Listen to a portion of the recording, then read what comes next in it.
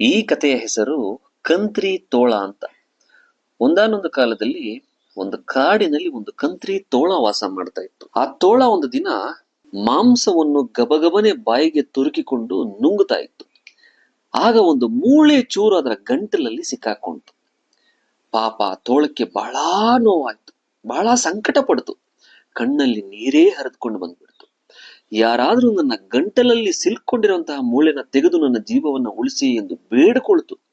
ಆದ್ರೆ ತೋಳದ ಮಾತಿಗೆ ಕಾಡಿನ ಪಶು ಪಕ್ಷಿ ಪ್ರಾಣಿಗಳ ಮನಸ್ಸು ಕರಗಲಿಲ್ಲ. ಯಾರೊಬ್ಬರೂ ಸಹಾಯಕ್ಕೆ ಬರ್ಲಿಲ್ಲ. ಪಾಪ ತೋಳ ಬಹಳ ಕಷ್ಟ ಪಡ್ತಾ ಇತ್ತು. ಕೊನೆಗೆ ಒಂದು ಕೊಕ್ಕರೆ ಅಯ್ಯೋ ಅಂತ ಹೇಳ್ತಾ, ತೋಳಪ್ಪ, ನಾನು ನಿನಗೆ ಸಹಾಯ ಮಾಡ್ತೀನಿ ಅಂತ ಹೇಳ್ತು. ಆದರೆ ಕೊಕ್ಕರೆಗೆ ಮುಂದಾಲೋಚನೆ ಇತ್ತು. ತೋಳ ಕಂತ್ರಿ, ನಾನು ಹುಷಾರಾಗಿರ್ಬೇಕು ಅಂತ ಯೋಚನೆ ಮಾಡಿ ಕೊಕ್ಕರೆ ತೋಳಕ್ಕೆ ಹೇಳಿತು, ತೋಳಪ್ಪ, ನೀನು ದೊಡ್ಡದಾಗಿ ಬಾಯಿ ತೆಗೆದು ಕಣ್ಣು ಮುಚ್ಚಿಕೊಂಡು ಇರು. ನಾನು ಒಳಗೆ ಸಿಲುಕಿಕೊಂಡಿರ್ತಕ್ಕಂತಹ ಮೂಳೆ ಚೂರನ್ನ ತೆಗಿತೀನಿ, ನಿನಗೆ ನಾನು ಸಹಾಯ ಮಾಡ್ತೀನಿ ಅಂತ ಹೇಳ್ತು. ಆಗ ಕೊಕ್ಕರೆಯ ಮಾತನ್ನ ಕೇಳಿದ ತೋಳ ಕಣ್ಣು ಮುಚ್ಚಿಕೊಂಡು ಬಾಯಿ ಉದ್ದವಾಗಿ ಅಗಲವಾಗಿ ತೆಗೆಯಿತು. ಆಗ ಕೊಕ್ಕರೆ ಒಂದು ಉದ್ದವಾದ ಕಡ್ಡಿಯನ್ನು ತೋಳದ ಬಾಯಿಯಲ್ಲಿ ಇಟ್ಟಿತು. ತನ್ನ ಕುಕ್ಕೆಯನ್ನು ತೋಳದ ಬಾಯಿ ಒಳಗಡೆ ಇಟ್ಟು ಅಲ್ಲಿ ಸಿಲುಕಿಕೊಂಡಿದ್ದ ಒಂದು ಚೂರು ಮೂಳೆಯ ಚೂರನ್ನು ನಿಧಾನವಾಗಿ ಆಚೆ ತೆಗೆಯಿತು. ಇಷ್ಟೊತ್ತಿಗಾಗಲೇ ತೋಳ ಯೋಚನೆ ಮಾಡ್ತಾ ಇತ್ತು, ಮೂಳೆಯನ್ನ ತೆಗೆದು ಕೂಡಲೇ ಕೊಕ್ಕರೆಯನ್ನ ಕೊಂದು ತಿಂದು ಬಿಡಬೇಕೆಂದು. ಆದರೆ ಮೂಳೆಯ ಚೂರನ್ನು ತೆಗೆದು ಕೂಡಲೇ ತೋಳವು ಜೋರಾಗಿ ಬಾಯಿಯನ್ನು ಮುಚ್ಚಿತು.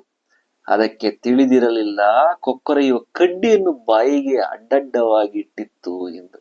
ತೋಳ ಬಾಯಿ ಮುಚ್ಚಿದಾಗ ಕೊಕ್ಕರೆ ಇಟ್ಟಿದ್ದ ಕಡ್ಡಿಯ ಕಾರಣದಿಂದ ತೋಳಕ್ಕೆ ಇನ್ನೂ ನೋವಾಯಿತು. ಆಗ ಕೊಕ್ಕರೆ ಬಾಯಿಯನ್ನು ಆಚೆ ತೆಗೆದು, ನನಗೆ ಮೋಸ ಮಾಡುವೆ ನೀನು, ಈ ಕಡ್ಡಿಯು ನಿನ್ನ ಬಾಯಿಯಲ್ಲಿ ಹಾಗೇ ಉಳಿಯುವುದು, ನಿನಗೆ ಯಾರೂ ಸಹಾಯ ಮಾಡುವುದಿಲ್ಲ ಎಂದು ಹೇಳಿ ಹೊರಟು ಹೋಯಿತು. ತೋಳ ತಾನು ಮಾಡಿದ ತಪ್ಪಿಗೆ ಮತ್ತೆ ಬೇಸರದಿಂದ ಅಯ್ಯೋ ಎಂದು ಚೀರುತ್ತಾ ಸ್ವಲ್ಪ ಸಮಯದ ನಂತರ ಪ್ರಾಣ ಬಿಟ್ಟಿತು. ಈ ಕಥೆಯ ನೀತಿ ಏನಪ್ಪಾ ಅಂದ್ರೆ, ನಮಗೆ ಯಾರಾದರೂ ಸಹಾಯ ಮಾಡಿದರೆ ನಾವು ಅವರಿಗೆ ಋಣಿಯಾಗಿರಬೇಕು, ಅವರಿಗೆ ಮೋಸ ಮಾಡಬಾರದು ಎಂಬುದೇ ಈ ಕಥೆಯ ನೀತಿ. ಈ ಕಥೆಯು ನಿಮಗೆ ಇಷ್ಟವಾಗಿದ್ದರೆ ಚಾನೆಲ್ ಅನ್ನು ಸಬ್ಸ್ಕ್ರೈಬ್ ಮಾಡಿ, ಲೈಕ್ ಮಾಡಿ, ಕಮೆಂಟ್ ಮಾಡಿ ಹಾಗೂ ಶೇರ್ ಮಾಡಿ. ಇನ್ನಿತರ ನೀತಿ ಕಥೆಗಳನ್ನು ಅಪ್ಲೋಡ್ ಮಾಡುವೆ. ಧನ್ಯವಾದಗಳು.